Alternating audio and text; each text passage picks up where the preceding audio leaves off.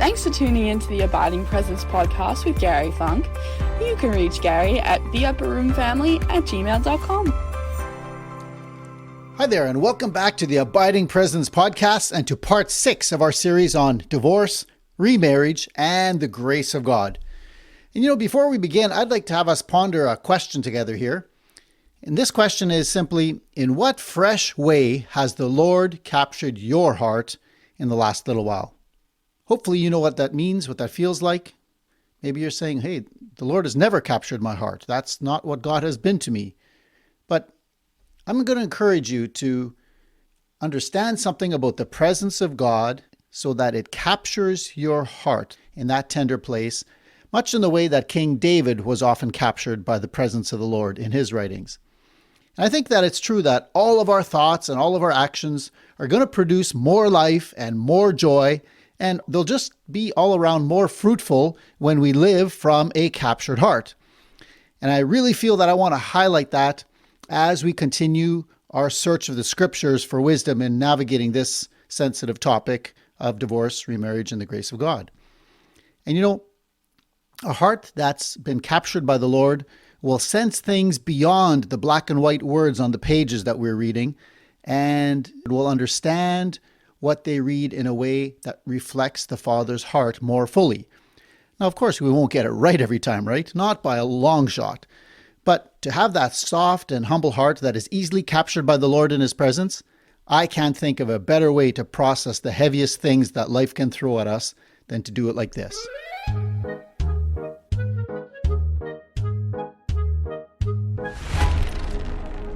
Now, in our last episode, we introduced two different understandings of Matthew chapter 5, verse 32. And when we ended, we were still exploring the second way of reading these teachings of Jesus. So let's once again meet Jesus in the Sermon on the Mount in Matthew chapter 5, verse 31 and 32. And the context here is that Jesus has just taught everyone that to harbor hatred in their heart is to be guilty of murder, and that to lust after a woman is to be guilty of the sin of adultery. And in each case, we see that Jesus takes an outward sin and then he traces it all back to the hidden motives of our hearts. And he's showing us how the law was not enough to change anyone's heart. And it never has been, even as Paul confirms later on in the New Testament. The law's only power was in exerting a type of external control. The law could never regulate the inner workings of the heart, and Jesus continually points to the condition of our hearts. And he keeps addressing the inner root causes of all these external sins that keep tripping people up. And so we learn from Jesus that all wrongdoing flows from a form of hard-heartedness in some area of our lives. So in the context of Matthew 5, verse 32 in the Sermon on the Mount, where Jesus comments on divorce, it's not actually about divorce per se. It's still about adultery and lust that he was talking about in the verses previous to that. Jesus is basically just using their practice of divorce as an example in verses 31 and 32 to highlight how lust and adultery are being expressed in the way that they are divorcing their wives. And once again, it's one of those outward expressions of something that's gone wrong in the heart, right? Jesus is basically going to show them how their understanding and their practice of divorce is really a religious cover-up for their lust and their adultery. And again, based on their culture and their practice, we can be pretty sure that these particular words that Jesus speaks are aimed at the men who are listening to him. Because, as you remember from before, Jewish women had really no say in matters of divorce, right? So keeping all that in mind, let's read Matthew 5, verse 31, and I'm reading here from the ESV. It was also said, whoever divorces his wife, let him give her a certificate of divorce. Okay, now let's stop right here. Whoever divorces his wife, let him give her a certificate of divorce. That sounds a little redundant, doesn't it? But what if you discovered that the first English word that's translated as divorce in this verse comes from the Greek word apoluo, to send away or to put away, and that the second English word for divorce comes from the Greek word apostasion, which is the legal divorce certificate. I think that's kind of interesting, wouldn't you say? Two different words here in the Greek. And so the literal meaning would again be captured quite well by translations like the American Standard Version, which says, whosoever shall put away his wife, let him give her a writing of divorcement. Now, to me, this makes a lot more sense. And of course, we know that Jesus is quoting the law of Moses here, right? And he's been doing this in the whole section of his teaching. And what he's doing here is he's expounding on the law, and he is making it land deeper in the heart, just the way he did a minute earlier when he told them that hatred and lust were as sinful as murder and adultery. And so that's kind of been his pattern here from chapter 5, verse 21, right to the end of chapter 5. And at least 6 times or so, we hear him say, "You have heard that it has been said, but I say unto you." And here again, we hear this. Listen to this. "But I say to you that everyone who divorces his wife, except on the ground of sexual immorality, makes her commit adultery. And whoever marries a divorced woman commits adultery." Now, I have a question for you. How in the world can divorcing your wife make her commit adultery? Did you catch that? That's what it says here.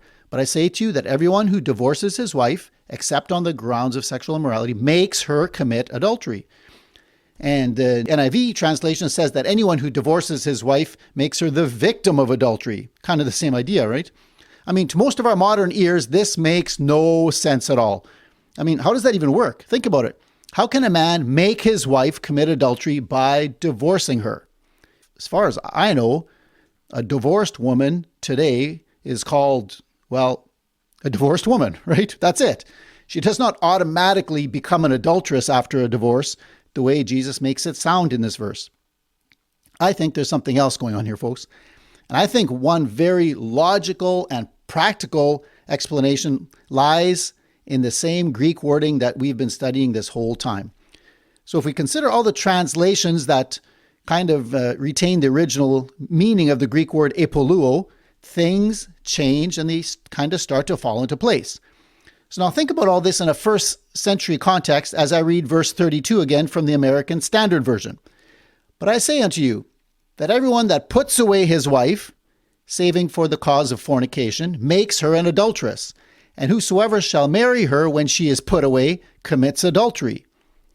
So I think it's perfectly fair to understand this to say that any Jewish man who merely sent away his wife caused her to commit adultery. Now, we know that the women of that time had no recourse except to find refuge in the care of another man in order to survive. Now, Jesus knew this as well. And not only did he know it, he also expected that these women who were thrown under the bus by these men would have to remarry in order to survive. And he's not blaming the women in any way for doing that. He's expecting that. I think rather Jesus is telling his listeners, especially the men, that any man who simply sent away his wife in this way would be causing her to commit adultery when she remarried, because she was still legally married to her first husband without the legal certificate of divorce. That's why. So if she's still married to you and you do not free her with a certificate of divorce, Jesus says, her remarriage, even though it is wrong, will not be held against her, but against you as the first husband. So can you see how Jesus is taking their current understanding of adultery to a whole new level here by telling all the men that if they simply send away their wives without that certificate of divorce, any sin of adultery that follows is on them, the men, not the wives. So from this angle, it's easy to see that by breaking covenant with their wives, these men were literally causing their wives to become adulteresses. And Jesus declares here that the women are the innocent victims and that the men, who would typically wash their hands of any such responsibility, right? They are now held 100% responsible for this so-called adultery that happened when their wives remarried. Now, even though this doesn't have a direct application to the way we do life today, right? Because our situations are quite different. It still makes me wonder what level of responsibility we have before the Lord if we are the ones who have deliberately broken the sacred covenant of marriage through our own hardness of heart. How much of the resulting consequences of our own hardness will the Lord attribute to us if we have, through our own hardness, violated our marriage covenants? So I'm not sure that I need to answer that, but I think that it's a good question for us to ponder and each in our own way just let it hang and process and see where we land with a question like that going through our hearts. But in any case, to me, this explanation makes a lot of sense given their culture and their traditions, and it certainly jives with the law of Moses in the way that they understood it, right? So Jesus is not in any way removing the protection that the law gave to women. He's simply placing any and all charges of adultery on the men for carrying out their lust-filled plans, and then just going on with their lives as if God was okay with it all. So in the bigger picture here, Jesus has just taught that adultery is bad, but that adultery stems from lust in the heart, which is really the taproot of adultery itself, right? And then it's as if Jesus says, oh, by the way, all you men, your practice of putting away your wives like you do, well, the adultery that you know will follow your decision to send her away, that adultery is on you as well. Now, I say all this just to say that this understanding does not in any way soften the blow of Jesus' words on the people who are listening to him. Those who would say that this understanding of this passage makes Jesus teach only that he wants these men to give their wives their paperwork, their certificate of divorce. But when we realize that Jesus condemns their breaking covenant with their wives by their actions of sending them away, we realize that Jesus has already delivered the fatal punch to them by condemning their sending away. Giving the certificate of divorce, that official paper, even though it was required by law, it never did make the sending away part okay. So it's pretty safe to assume that even understanding it this way, this would have been hard teaching for the people of the day to accept. And it gets even harder when you consider the great lengths to which Jewish men of that day would go in order to avoid being guilty of the stigma of adultery. I mean, this teaching would have knocked all the props out from under their feet, right? And it would have landed like a slap in their faces. But it also seems clear from Matthew chapter 19, verse 10, that Jesus' condemnation of this any cause divorce also came as a slap in the face of his own disciples as well. In verse 10, we read this, "Then his disciples said to him, 'If this is the situation between a husband and wife, it's better not to marry.'" And so it seems pretty plain to me that the way Jesus linked the sins of lust and adultery to their traditional practice of any cause divorce landed like a bombshell. I'm sure that reactions like this were probably quite common among Jesus' disciples as they followed him around, learning about his kingdom and about the Father's heart, and realizing that it was the Father's heart that motivated everything that Jesus did. And so I'm sure there were lots of surprises on their journey with Jesus. And you know what? Maybe you're feeling a bit like these disciples right now. Maybe you've been hearing some things in this series for the first time that you don't know how to process either. Or maybe what you're hearing here is helping you to connect some dots in your mind that have never been connected before. And you know, sometimes you need to soak in what you've heard for quite a while before the dots get, connected in a way so that you can see a new picture begin to take shape and emerge out of the fog. So in case you're feeling that way, I'd encourage you to just relax and to know that it's totally normal to feel kind of, disoriented, let's say, when new information lands for the first time. But at the same time, it can also be freeing and very exciting, and it can inspire a fresh hope inside of us. So it's totally okay for you to smile at Jesus' disciples as their mouths hang open in astonishment and to whisper under your breath, "Yeah, me too."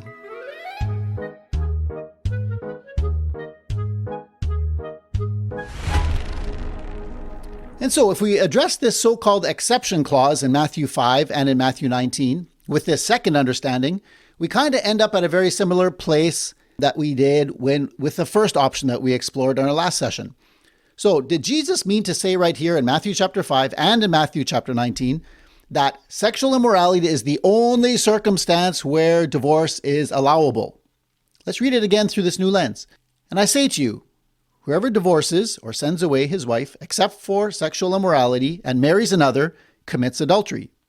So if this apparent exception clause is in fact supposed to be such a centerpiece in our understanding of divorce and remarriage, then we would be right in asking, why in the world is this not mentioned by Mark or Luke in their gospel writings? Because in both Mark and Luke, this phrase, except for sexual immorality, is noticeably absent. So what happened to the people of their time who only read the gospel accounts of Mark or Luke and never got to read Matthew? They would have missed this core piece of information, and would they have misunderstood something about Jesus' message? Because we know that Matthew's gospel is the only one of the four gospels that was written specifically to a Jewish audience. And I'm guessing there's probably a good Jewish reason why he added that phrase, and I haven't really figured it out. And maybe I'm not even sure that it really matters. But either way, I still want to dig into what Matthew was trying to get at and to show what could be meant by this what so-called exception clause. So to get to that part, let's first take a closer look at the pain of infidelity in marriage, okay? Now I'm talking about where one spouse has an affair. I think it goes without saying that this is unbelievably devastating, and my wife and I have walked close to several people who have endured that level of betrayal. Now, is Jesus wanting people to hear him say that in these situations, you can get a free pass out with a divinely sanctioned divorce? Is that what we're supposed to take away from this passage here? Or even worse, by implication, are we then to understand that if your marriage troubles include anything other than your spouse having an affair, so for example, other addictions, alcoholism, abuse, neglect, things like that, then you need to stay stuck right where you are. Is that what Jesus is getting at? Is this statement by Jesus meant to be taken as his exhaustive or all-inclusive list of conditions under which a divorce is considered justified or appropriate? And I think, as you know already, this is precisely the traditional teaching on this passage. And you only need to do one quick Google search to confirm that this is indeed the case. Most of you who grew up in church, as I did, you don't even need to check Google because your own experience already tells you that this is true. Now, I'm not one to spurn traditional views very easily, to be honest with you. I consider them very carefully since they've been as part of our church traditions and church history for a long time. And so I consider them carefully and I weigh them out as I weigh the truth against tradition and as I evaluate where do I land when there are differences and when there are tensions to consider. But the truth of the matter is that not all traditions are true.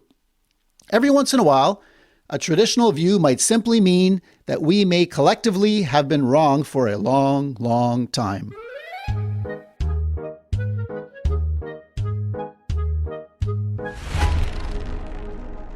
So, considering the fact that we are told that Jesus makes an exception to divorce and remarriage in the case of adultery, but seemingly not for these other clear violations of the marriage covenant that I just mentioned, what would you say needs to be brought into this discussion to help you sort this out? What was Jesus really saying? And as always, I like to ask, how accurately does this understanding reflect the heart of the Father to the thousands of women, and men as well, who are facing these exact hardships, the kind that aren't mentioned in Matthew, or in the Bible at all for that matter? And this is the question that I want to leave ringing in your ears long after you're done listening to this whole series. How is the Father's heart reflected to us in our deepest troubles? And how do we receive grace and truth when we don't find it written in black and white anywhere? And so in the case of the couple devastated by infidelity, for example, is the heart of the Father to help get this hurting couple to the divorce courts? Or is it possible that his heart might be leaning towards helping them to work through the betrayal and restoring the unity that's been destroyed through sincere repentance, through finding the grace to move towards forgiveness, and hopefully ending up with genuine reconciliation? How would you understand the Father's heart in this regard? From what I've seen in real life, it seems to me that the longer road, and probably the more difficult one, would be the road to reconciliation. And yet I've seen up close what glorious things can happen when a couple leans on the Lord as they walk together along this difficult path of repentance and reconciliation. And that involves slowly rebuilding the trust that was shattered. Some couples have even reported that after working through such a betrayal and finally landing in a place of reconciliation, their marriage became stronger and deeper than it ever had been before. Now, part of this has to do with the fact that an affair in a marriage is usually not the root cause of the problem. And I think any marriage counselor will likely tell you that. The affair itself is often more like a volcano that suddenly reveals the fact that there's been hot lava flowing beneath the surface for a long time.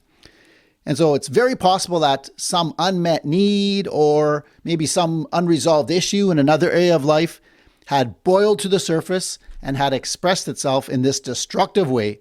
And now that it was out in the open, the couple could actually get real help and actually talk honestly about the real underlying issues that had never been addressed before this affair happened. Now, of course, please understand that this chain of events never in any way justifies the affair at all, ever. But it does help us to understand a little more fully what exactly went wrong. Because, as surprising as this may sound to you, most sexual affairs are actually not about a need for sex.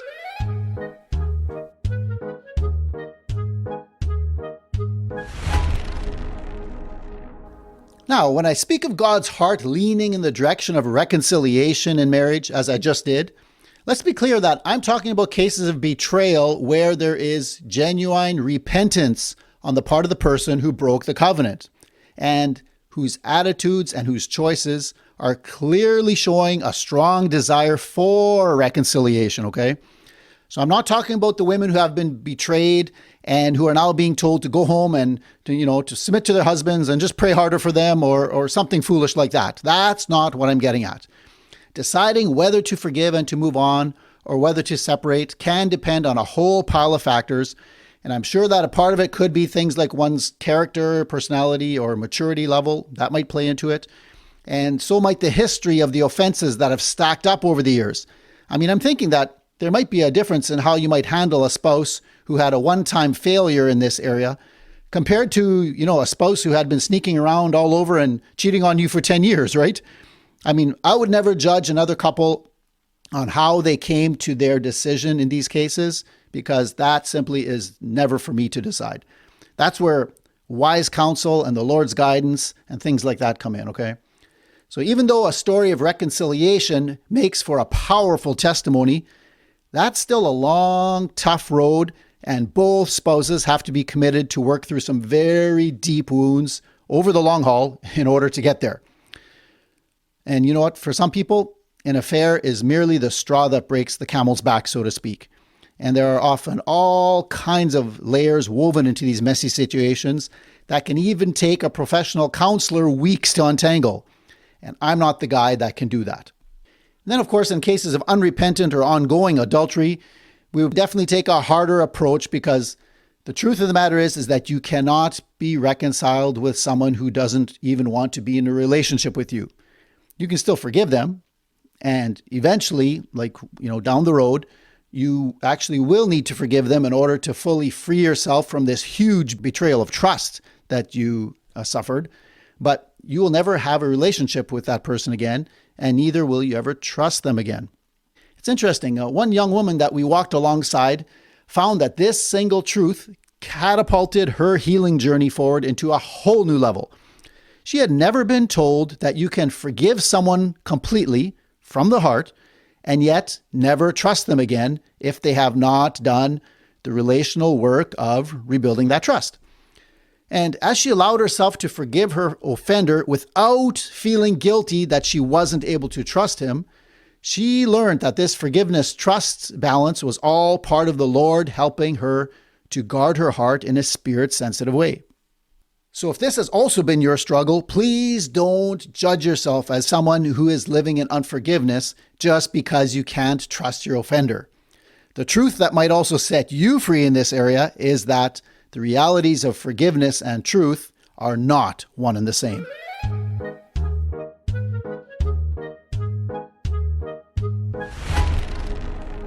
Okay, so now getting back to Matthew. My main point is simply that even in the cases of adultery, the heart of the Father is always leaning in the direction of reconciliation. So I find it odd that Jesus would insert immorality as a bold exception clause without saying anything about repentance, forgiveness, and reconciliation. And like we said, why not mention the other blatant violations of the marriage covenant? What about physical and mental and psychological abuse? What about drug and alcohol addictions? What about pornography addictions? And what about emotional abandonment and neglect and manipulation? All of these things are hard-hearted expressions that also break the sacred marriage covenant and that cause a pain that is just as real as anyone who has been betrayed through an affair. So, do we really think that Jesus intends to highlight only adultery and to make that the singular golden rule that is to guide all discussions of divorce and remarriage? If we fixate on this exception clause, as many believers do, and if we make this kind of like a God-approved loophole, we might say, we can actually open the door to another kind of abuse that looks like this. There are people who have been unhappy in their marriages, and they have actually been known to deliberately make life so miserable for their spouses that they go out and have an affair. Some people have even confessed that they have actually prayed for their spouse to have an affair. That way, the unhappy spouse gets to say, aha, now I can divorce you with God's blessing and get what I really want all along. It's even in the Bible. And this is where this interpretation can lead us and has in real life led some people. And what a mess it becomes. Can you see that? And this, once again, would clearly not reflect the heart of the Father. And so you end up with a teaching that says that those spouses who have been sinned against sexually get to go free with God's blessing, while thousands of other equally godly spouses are trapped in these other abuses, suffering silently behind closed doors and asking, what about me? And so it's my belief that this understanding of this so-called exception clause only serves to prevent many hurting and broken spouses from getting a clear glimpse of the true heart of the Father and how he flows redemptively in our brokenness. And as far as I can tell, isn't it our great privilege to be the voice of truth in this world, revealing the Father's heart the way Jesus did, and inviting people into his glorious redemptive flow? As I've said in an episode earlier, if you don't have a redemptive response to the brokenness of this world, you have no answer at all.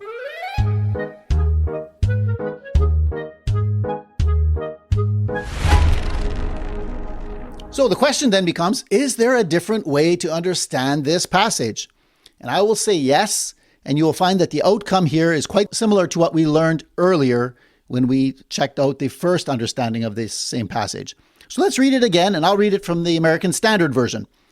And I say unto you, whosoever shall put away his wife, except for fornication, and shall marry another, commits adultery. And he that marries her when she is put away, commits adultery. That's Matthew 19, verse 9. So according to this second understanding that we've been looking at, we would understand this to mean that any man who puts away his wife, but does not give her her certificate of divorce, and marries another woman, commits adultery. And back in Matthew 5, if you remember, Jesus' language was even stronger, where he said that for a man to send away his wife without a certificate of divorce was to cause her to commit adultery. Remember that? And in Matthew 5, the emphasis seems to be on the man's responsibility for causing adultery by him abandoning his wife. Even if he does not remarry, he's still guilty. And here in Matthew 19, the emphasis seems to be on the husband's adultery when he sends away his wife in order to remarry. Either way you look at it, or either way you understand these passages, you want to remember that the putting away of the wives without giving them the certificate of divorce was a violation of the marriage covenant. It wasn't about the paper. It was about the putting away of the wives, sending them away. That was the violation. And that made the man guilty of adultery, whether he remarried or not. That was the hard part of Jesus' teaching. And so this apparent exception clause then, as it's often called, is not actually about granting anyone an excuse to remarry. It's all about where the guilt of adultery lies. So the guilt of all adultery in the ancient no-cause divorce system, according to Jesus, as we've shown here, was on the men. They bear the brunt of the guilt of adultery. And the only exception, Jesus says, is if a man's wife was sexually unfaithful. Then the burden of the guilt of the adultery shifted over to her because she had violated the marriage covenant through her own choices and actions. Can you see that? And this is the key difference here. And I don't see it having anything at all to do with, Jesus granting some special permission to divorce and remarry in this one particular, for this one particular sin or offense. I don't see it that way. But regardless of how the shock of Jesus' teachings in this matter landed on the people, I think the far bigger blow was Jesus exposing the Pharisees' hearts in a way that made them guilty of adultery every time they sent away their wives. That's what made them so mad, because Jesus was pointing out the hypocrisy of their any cause divorce system. And the system would allow, that would allow women to be treated like garbage, and then at the same time claim to have God's approval on their own lustful and adulterous practices. Now, isn't it ironic if you consider how Jesus laid this all out, that the very law that the Pharisees pretended to uphold would actually command that they be stoned to death for their blatant adultery? Isn't that strange? And by exposing the Pharisees' feeble efforts at covering up their hard-heartedness and their lust in this way, you might say that Jesus' words caught them with their pants down.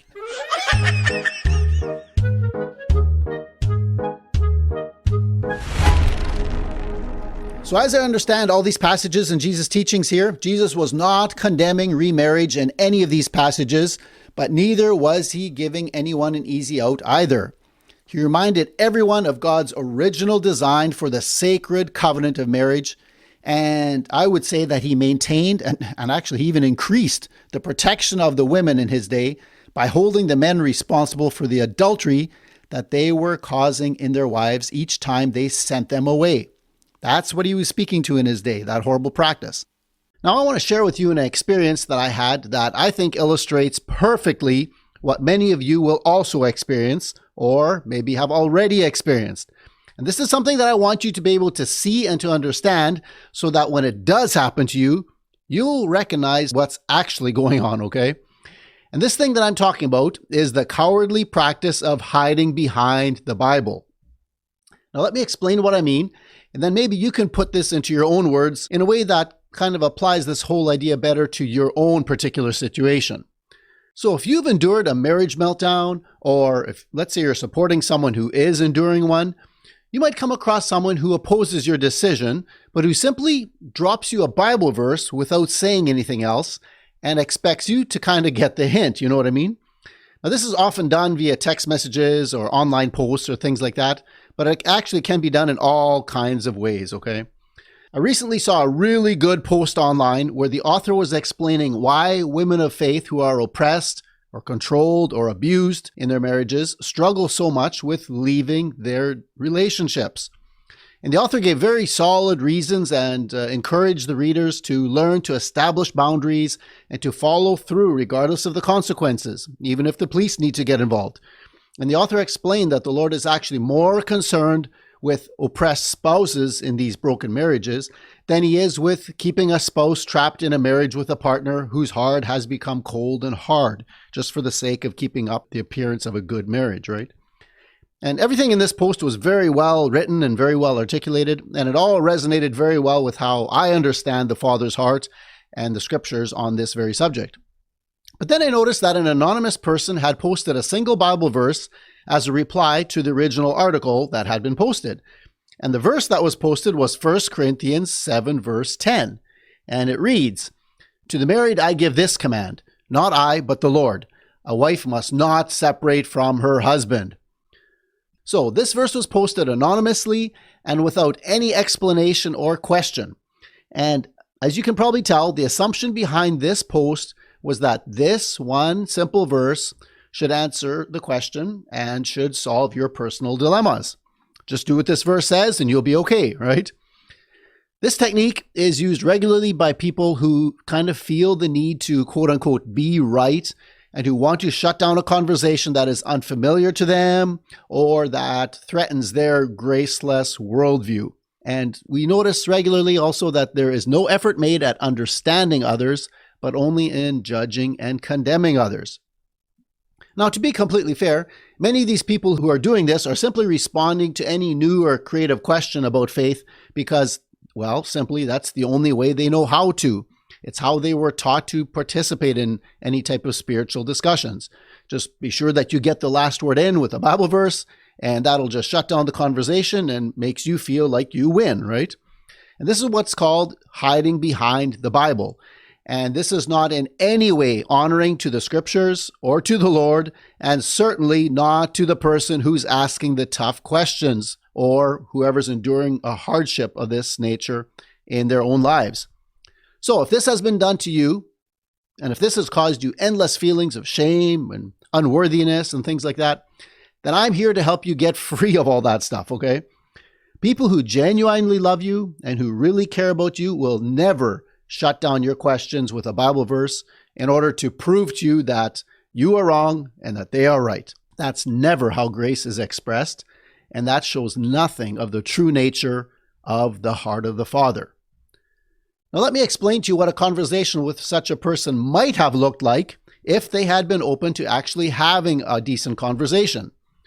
We've been having a conversation, right, about divorce and remarriage here for several hours already in this little podcast series, and someone hiding behind the Bible might feel that this one verse that I read from 1 Corinthians chapter 7, that verse shuts down our whole discussion and throws everything we've said out the window. Let me give you some good news. You don't have to let this kind of control and manipulation throw you off. It really used to throw me off at one time, and it really doesn't anymore. Let's look at why Paul wrote this verse in the first place. And as we unpack this, I'm hoping that you'll feel more equipped to dig deeper yourself the next time this shows up in your own life in a different situation. So we see in 1 Corinthians chapter 7 that Paul is addressing a question that the Corinthians had asked him in a previous letter that we unfortunately don't have access to. But fortunately, we kind of have the question presented for us in verse 1 of chapter 7. And there we read, "Now for the matters you wrote about, it is good for a man not to have sexual relations with a woman." So if you study the history and the culture in Corinth at that time, there were lots of cultural pagan assumptions that were deeply ingrained in people's thinking. And one of them was this whole notion of marriage and sexual relations not being God's will for believers. You might remember that in the previous chapter, 1 Corinthians chapter 6, Paul has just given some strong teaching on abstaining from sexual immorality, which was so widespread in the pagan worship in Corinth. The Greeks there worshipped Aphrodite, the goddess of beauty and love.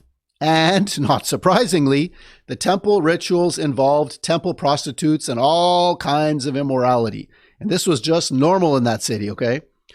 So, some of the new believers in Corinth were asking if the correct response to all of this immorality was to avoid sexual relations altogether, even in marriage. And they were asking, should we dissolve our marriages in order to show our commitment to the Lord? They recognized all the evils of the old pagan system in their city, and they are now leaning in the opposite direction, towards the opposite extreme, you might say. But if you notice how some English translations like the NIV, the ESV, and at least 6 other translations that I read, they have quotation marks around the words, "It is good for a man not to have sexual relations with a woman." And this means that this is not Paul's advice to them, but he's rather quoting their own conclusion to this immoral dilemma that they were facing. These are the Corinthians' words to Paul.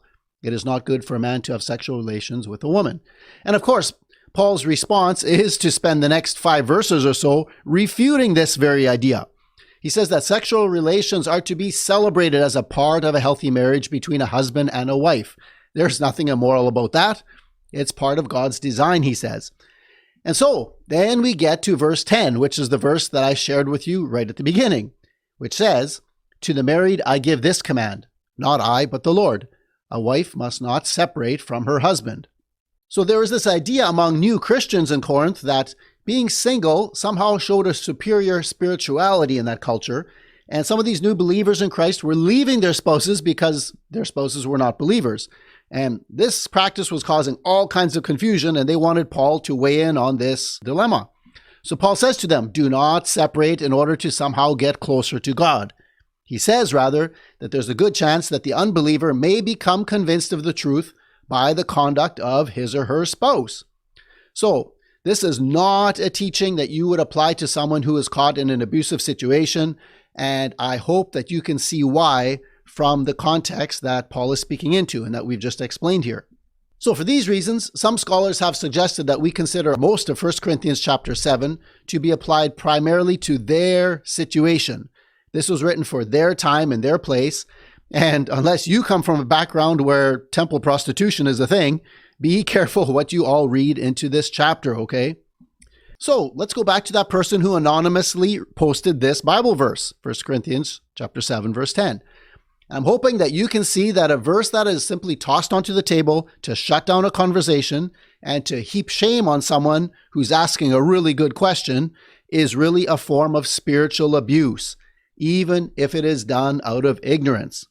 If people are Bible bombing you while hiding behind their Bibles, don't let shame overtake you without examining the whole situation a bit further, okay? If you or a loved one are walking this messy road through a marriage meltdown, you do well to be prepared for something like this to happen to you or to the one that you're walking alongside of and compassionately supporting. I want you to be well equipped to be able to see past all these Bible bombs. And I kind of wish I had been taught this earlier in my own life as well. But in any case, with respect to our subject today, divorce and remarriage, people sometimes still point to several verses in 1 Corinthians chapter 7 to defend the traditional view. So let's briefly look at two passages. The first one is 1 Corinthians chapter 7, verse 10 and 11, which in the International Standard Version reads as follows. The wife is not to leave her husband, but if she does leave, she must remain unmarried or else be reconciled to her husband, and that the husband is not to divorce his wife. So some people will point to this verse and they will understand it to mean that there can be no divorce ever, because that's kind of what it seems to say. It says no leaving by the wife and no divorcing by the husband, right? But if you look at the English word leave here, the wife is not to leave her husband. That English word leave comes from the Greek word chorizo, which means to separate oneself, to depart, or to withdraw. So when you consider the meaning of that word chorizo, this is not talking about a divorce. This is talking about a separation. And as you know from our previous discussion, such a person is still married and should not remarry, but should ideally be reconciled to their spouse. And this totally makes sense, and it's consistent with what we've been saying the whole time. And later on in that verse, we see that the husband is not to divorce or, as you might have guessed, send away his wife, as the Greek indicates. And again, we have two different Greek words here for the wife leaving and for the man divorcing. He's not supposed to send her away, which is exactly what Jesus told the Pharisees. So that's not a new teaching or a new idea for us. So even though this is not speaking directly to today's modern divorce and remarriage situations, it's speaking to the situation there in Corinth, I think it still highlights for us that the Lord wants us to always work towards peace and reconciliation in our marriages, as long as it's within our ability to do so.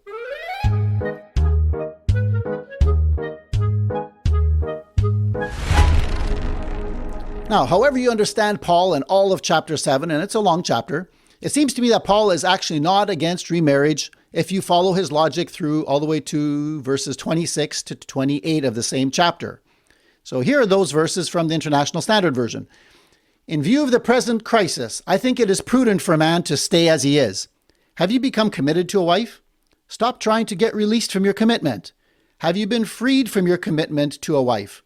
Stop looking for one. But if you do get married, you have not sinned. And if a virgin gets married, she has not sinned.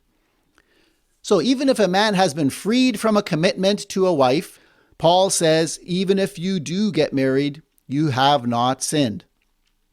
Now, I realize that in some English translations, this phrase, have you been freed from your commitment to a wife, has been interpreted as you are single. So are you single? Don't look for a wife. So that's simply a matter of interpretation that I wouldn't lose too much sleep over, and I'll leave it up to you to decide how much weight you want to give that, okay? But in any case, this gives you an overview of some of the ways that the teachings of the scriptures have made sense to me, and I realize that this has been a whirlwind tour through the whole Bible and that we have only scratched the surface of all that could be said on the subject. I also realize that there will be many questions about, where do we go from here? And you might be asking, how can I know how to apply these teachings to my situation? And these are the kind of things that we'll be exploring in the upcoming episodes. But for now, as we land this plane, if you are in any way carrying wounds from the trauma of divorce, or if you think you might be headed in that direction, I want to assure you that Jesus is closer to you than you can possibly ever know. Jesus did not cause your marriage problems. He didn't allow them, orchestrate them, or ordain them. He's not testing your faith, and he's not watching you from afar. He knows exactly what it feels like to deal with relational hardness of heart, and he knows the destruction that it can cause emotionally and otherwise. Remember that Jesus himself once sat on the hills overlooking Jerusalem, and he lamented the hard-heartedness of his own people as he said, "Jerusalem, Jerusalem, how often I have longed to gather your children together, as a hen gathers her chicks, but you would not come." Jesus wants to be your very, very present help in times of trouble, my friend. He wants to be your source and your strength, and he wants to affirm you as his beloved son or daughter, and nothing in his teachings can truthfully be used against you to crush or condemn you in your pain.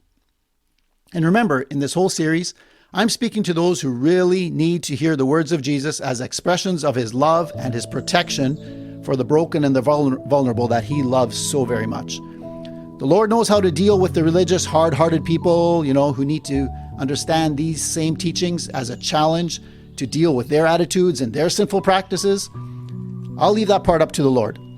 I'm here simply to speak compassion and grace and truth the best that I can to someone who for too long has only felt judgment, condescension, and shame.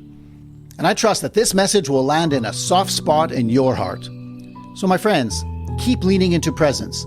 Keep resting in his secure embrace and listen for that tender voice to tell you something that you might have been waiting all your life to hear. In our next episode, we'll look at some practical considerations in light of what we have uncovered in the scriptures on this sensitive and yet important subject. Grace and peace to you all till we meet again.